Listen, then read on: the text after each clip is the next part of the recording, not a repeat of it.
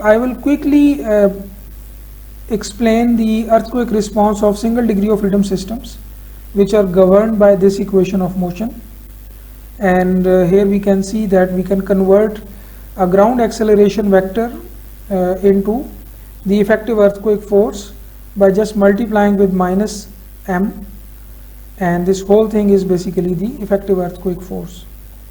So since this ground acceleration from any past recorded earthquake is a random motion, so the effective earthquake force will also be a random force, and then we have to either use the step-by-step direct integration method or Duhamel's integral. Then we can solve for u of t, and if we want we can also solve for u dot of t and u double dot of t. These will be the displacement, velocity and acceleration of the single degree of freedom systems. For earthquake case, I would like to introduce here this new concept, which is the response spectrum concept. And the idea is that if you have this governing equation of motion for a single degree of freedom system with some m, k and c, and we know already that this c is 2m xi omega and omega square is k over m. So we can put these two things here, c, and here k can be replaced by m omega square, and we can cancel out this m because now here also will be m omega square, here will be 2m xi omega. So we can cancel this m from this whole equation, and this will be the resulting form of the same equation, a simple form. Now you will need only two properties from structure side to solve this equation. One is omega and other is xi. So the effect of mass and stiffness is basically represented here with omega, that can also be converted to time period, and the other property is the structural damping. So omega can be converted to time period, and xi is mostly fixed for a single degree of freedom system. Let's say that it is 5%. So the displacement, velocity and acceleration against that particular ground motion or acceleration vector is a function of time, obviously, but the function of time period and damping of the system also. So if we fix the damping and we vary time period for the single degree of freedom system such that we cover a reasonable range of time periods, and for each single degree of freedom system, for each different time period, we calculate these three quantities: the peak displacement, the peak velocity and the peak acceleration. So for example, if we have a single degree of freedom system with some time period, let's say t is equal to 0.1 second, and we have a single degree of freedom system corresponding to that having t equal to 0.1 second, we can apply that earthquake ug dot dot, and we calculate the displacement u as a function of time, u dot velocity of the system as a function of time, and acceleration of the system as a function of time, u dot dot. What we can do is that we can pick the peak value and let's call it u naught, and it will be the function of time period of the structure and damping which we have used. Let's say damping is also there, 0.05. Velocity also we can pick its peak number, and acceleration also we can pick peak number and call it u dot dot naught. So these are the maximum values from the whole time histories, resulting time histories after the application of the ground acceleration vector ug dot dot. So if we repeat that process for different single degree of freedom systems having different time periods, so ultimately what we can do is that we can construct a graph between u naught, which is on y-axis, and the time period on x-axis. That graph will tell you the peak displacement of all possible single degree of freedom systems on x-axis, basically having different time periods. It will give you the peak displacements of all single degree of freedom systems against one earthquake which was used to construct that graph, and that will be called as the deformation response spectrum or displacement response spectrum. Deformation response spectrum. The name indicates that it is the spectrum of the response. On x-axis you have different kinds of single degree of freedom system having different mass and stiffnesses such that their time periods are different. And for all those single degree of freedom systems, the same earthquake is applied and the peak displacement is picked for each case and constructed this deformation response spectrum. We can also create or plot another graph which is the velocity response spectrum, that if we pick the u dot maximum value for each case and then we can plot another graph which is the velocity response spectrum. And similarly the third one, which is the acceleration response spectrum, u double dot maximum value, and then we can construct the acceleration response spectrum. So if we can do it for one particular earthquake, what we can do, we can just tell the effect of that earthquake or the peak responses under that particular earthquake for all possible time periods. So you just need to know the time period of your system, and if the graph is available, you can simply tell that this particular single degree of freedom system which has this much time period, let's say, will have that much peak displacement, and if the time period is changed, the peak displacement will be changed. But this graph or whole of this set of three graphs will be for one particular earthquake, one particular UG dot dot, and also for one particular fixed damping ratio. So basically the variable or the parameter which we modified or changed every time and run the single degree of freedom system again and again, that parameter is time period of the single degree of freedom system. So we can do it for t equal to 0.1 second, then 0.2 second, then 0.3 second. We can set the m and k such that the time period is changed every time and we get a new point on the response spectrum curves. So I hope that this basic idea or concept of this response spectrum curve is clear, that we have three response spectrum curves: displacement, velocity and acceleration, and they tell us the peak value of responses against a particular earthquake at a fixed damping ratio. It tells us the peak values for all possible single degree of freedom systems having a time period in a range of starting from very low value up to a very high value like 4 seconds, 5 seconds, 6 seconds. So why we call it spectrum? Because it gives you the same response for all possible single degree of freedom systems. So the one graph will cover all possible you can say systems. So it's like you perform the dynamic analysis of single degree of freedom system against a particular earthquake again and again, and you finally plot the peak values. So once this curve is available for a particular earthquake, you don't need to perform the dynamic analysis for a new structure or a new single degree of freedom system. All you need to do is just calculate the time period of your system and pick the value, the peak response value, right from the curve itself. So this is the idea of the construction of response spectrum, that you have one UG dot dot ground acceleration vector.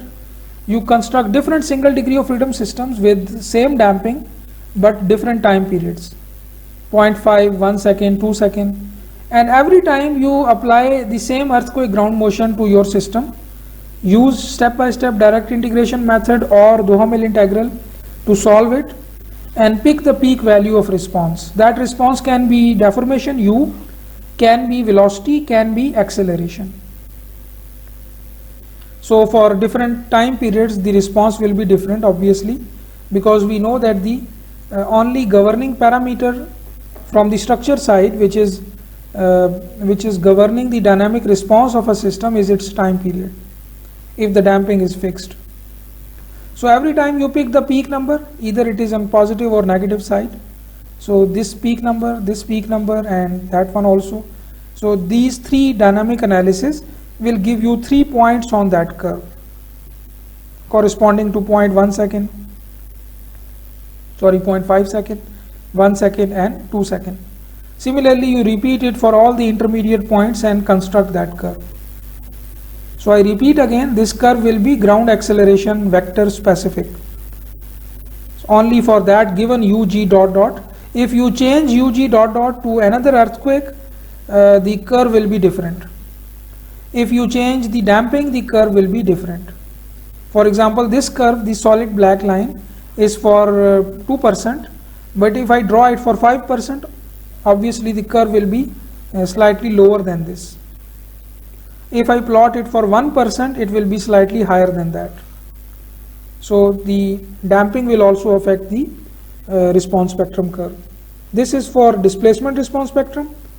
In general, it is telling you that if you increase the time period of the system, the displacement of the structure will increase.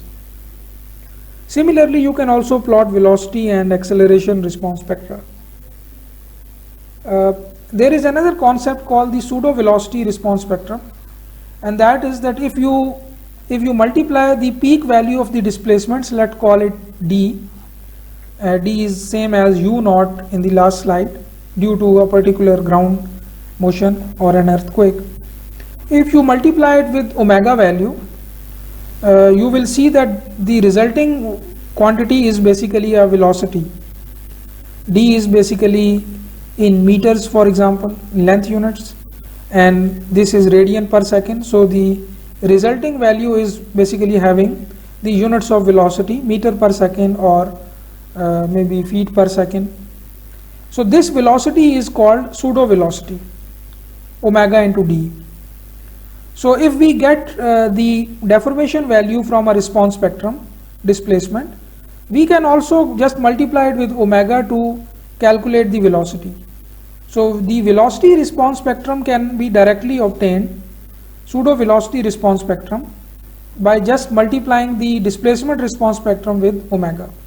So if you already have the displacement response spectrum, d on y-axis and time period on x-axis, you can simply point by point convert this d into v value or the pseudo velocity. So instead of just picking the peak velocity from each single degree of freedom system, we can simply multiply this d with omega, because each of the points will have a different time period and a different omega. So point by point we can convert this d value into omega values, into v values by multiplying with omega, and construct a v versus time period curve or the pseudo velocity response spectrum. Similarly, if you multiply omega square with d, you can calculate what is called as the pseudo acceleration. It will be having the units of acceleration. Omega can be converted to capital T. So if you know d for each time period, you can convert that into pseudo acceleration time period also, a versus t. So no need to calculate the, I think, velocity and acceleration response spectra. For practical use, you can simply calculate v or a, and just from one response spectrum you can construct the other two also, pseudo velocity and pseudo acceleration response spectrum. So these are these three response spectrum. The first one is the deformation response spectrum, then pseudo velocity and pseudo acceleration. So just compare their shapes. For example, although they depend on UG dot dot, they depend on xi also, but mostly their shape is dependent on UG dot dot. So in general, you can see here that as the time period is increasing, the peak displacement is also increasing. Obviously the time period is increasing means that the structures are, or single degree of freedom systems are getting flexible as the time periods are increasing. So flexible systems have more peak deformation under the same earthquake and having the same damping compared to rigid structures. The velocity also have a particular shape. It increases first, but then it almost remains in a particular range. It doesn't increase, you can say, it just saturates. Similarly, displacement also will saturate if you plot it for more than 3 seconds, maybe 4 seconds, 5 seconds, 6 seconds. The displacement will not keep on linearly increasing. The structure obviously will be that flexible after 3 seconds or 4 seconds that it will not increase its displacement further. For acceleration, the graph will increase first and then will reduce. So it means that for rigid structures, they will develop more response acceleration compared to the earthquake, because just imagine what is the starting point of this acceleration response spectrum. It is the response acceleration of a hypothetical single degree of freedom system which has a time period equal to 0 seconds. So t equal to 0 correspond to a structure which is infinitely rigid. If a structure is situated on ground and that is infinitely rigid, which means that it will just shake with ground. It will not have any of its own deformation. So whatever the peak value of ground acceleration is, it's called, by the way, the peak ground acceleration, PGA. Whatever the peak value of ground is, the same peak value of the response acceleration will be same. So this acceleration response spectrum is ideally constructed from u dot dot and the peak value of u dot dot. So u dot dot max. So the max value will be same as PGA for an infinitely rigid structure. So that's why the starting point on acceleration response spectrum is PGA. And then if the curve goes up, which means that the response acceleration is more than PGA value. But there is a point where there is a kind of a peak values, saturation point, and after that the response acceleration reduces. So the structure is getting flexible, and flexible structures are not going to produce you can say large accelerations compared to PGA. A point will come where even your response acceleration will be less than PGA. So this is your PGA value going on. So for all of these single degree of freedom systems, their response accelerations are less than peak ground acceleration.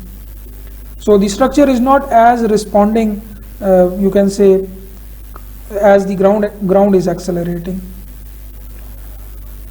So there can be several information which we can extract from the shape of these response spectra, and we will keep on discussing their shape again also in next course also maybe.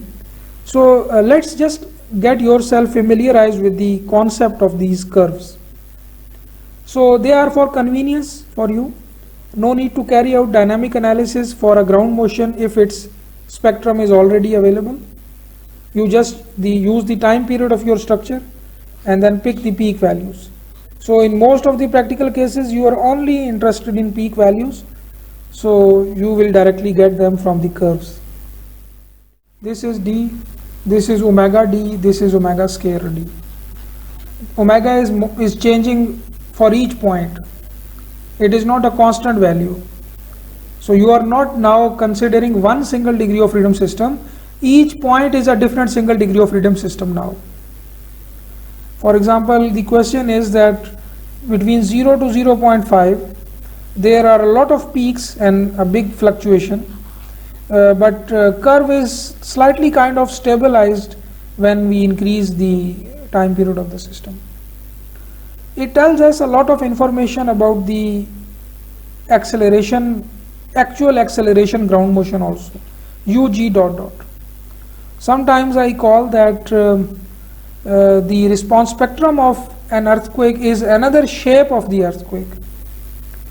Generally we think that this is the shape of the earthquake, this is an earthquake, that it has the on y-axis it has the ground acceleration, and on x-axis it gives us it has the time. So basically it's the fluctuation of how the ground actually shake during the earthquake. By the way, sometimes this response acceleration or pseudo acceleration is also called the spectral acceleration. Spectral acceleration because it is the vertical axis of the spectrum. So this spectral acceleration is the fluctuation of how structure experience the acceleration. So that is another form of the same earthquake, another shape of the same earthquake, because we can convert this ground acceleration time history into another shape, and that shape is this one, capital T versus U dot dot, or spectral acceleration SA or A, whatever symbol you use. So this response spectrum, acceleration response spectrum, is another shape of the same earthquake, but that is a more meaningful shape, because the first shape, the original acceleration history, is only telling you that how the ground will move, but this shape is telling you how the structure will move, and you are more interested in that shape. You are more interested in understanding how the structure will move. So this is another shape of the earthquake. The shape of that spectrum depends on the actual earthquake. Let's say that you have two earthquakes. One have the response spectrum which looks like this, and this is time axis, time period axis. So this is, let's say, 0.5 second, 1 second, 2 second, 1.5 here. So for one earthquake you have this response spectrum. For another earthquake, let's say that you have this response spectrum. Okay, one have a peak value at 0.5 second, another have a peak value at 1.5 second, and same, let's say this is the spectral acceleration or pseudo acceleration. Now what information you can get from these two curves? The first one, which is this one, will cause peak acceleration values in shorter time periods, 0.5 second. But the second earthquake, this one, number 2, will cause peak acceleration values, high values of acceleration in longer time period single degree of freedom system. So if you can relate it with the height of the building, generally the time period, the first time period of the building is 1/10 of the number of stories. So if you approximately idealize, although it will not be a correct idealization, but if you idealize a 15-story building into a single degree of freedom system, it will have a time period of 1.5 second approximately. So when I say 1.5 second, basically I am relating it to the roughly a 15-story building. 0.5 means 5-story building. Okay, so one earthquake which has that particular shape is causing peak accelerations in short buildings and no almost very small acceleration in high-rise buildings, but the other one is causing high accelerations in high-rise buildings and low accelerations in short buildings. So a lot of information can be you can say extracted from the shape of these curves. Although design is a completely different story, but short answer would be that you will never use this actual response spectrum of a past earthquake for the design of a new building. You will always be using a very smooth kind of a spectrum recommended by a building code.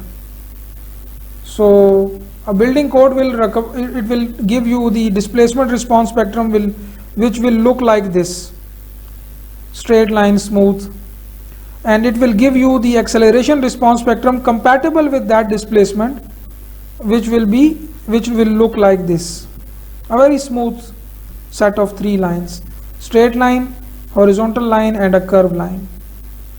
So that variation or the effect of that error thing, that will not occur in case of design, because design will not be based on these actual curves. They will be based on idealized response spectra provided by building code. These are all 3 displacements for 3 different single degree of freedom systems. Okay, if you are asking that why the number of cycles are different, because the total dynamic response for a particular time period is different. So let's see how the shape of the response, because this is, I call it shape of the response, and this is the shape of loading, because this will be multiplied with minus m to get the effective earthquake force for that. So this is shape of loading. The shape of response will be different from shape of loading, because this is a dynamic problem, and structure's own properties, primarily time period, will govern the shape of the response. But let's just from your point, I understand that I hope that you are asking this thing, that let's say that we reduce the time period to 0.3 second now from 0.5, which means that we make the structure more rigid. Then we increase the stiffness more and make it 0.1 second. Plot the graph. For 1.1 second we can plot the graph.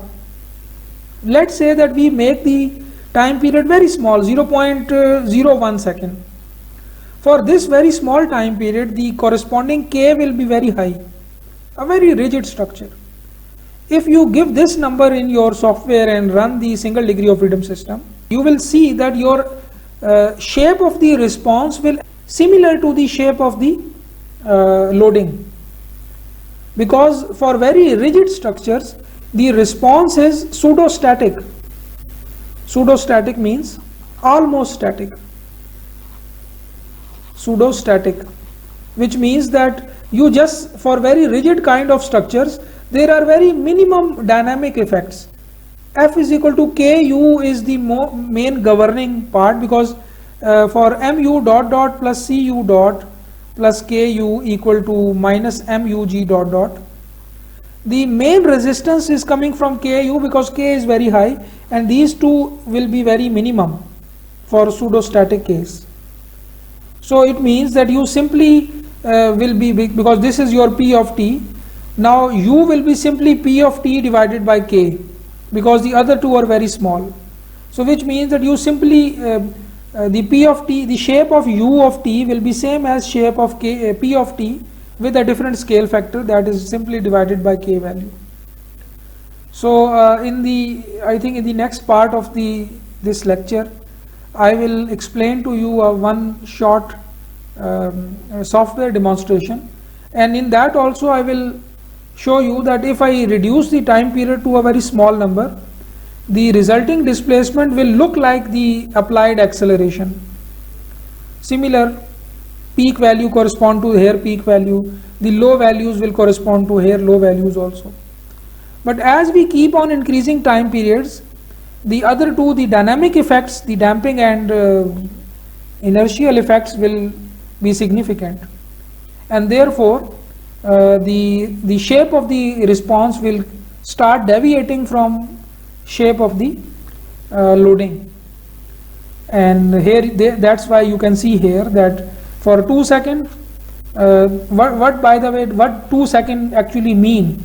It simply means that if the structure was allowed to vibrate freely, it would have taken 2 seconds to complete one cycle.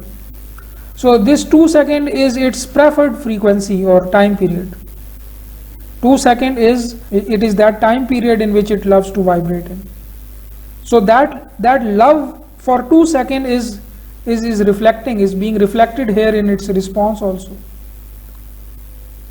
So you can see that now it is almost completing 5 cycles in 10 seconds. Obviously the applied loading will not let it exactly take 5 cycles in 10 seconds, but its own you can say choice is that to complete 5 cycles in 10 seconds, which means 2 seconds of time period. For 1 second it means 10 cycles in 10 seconds, its own choice.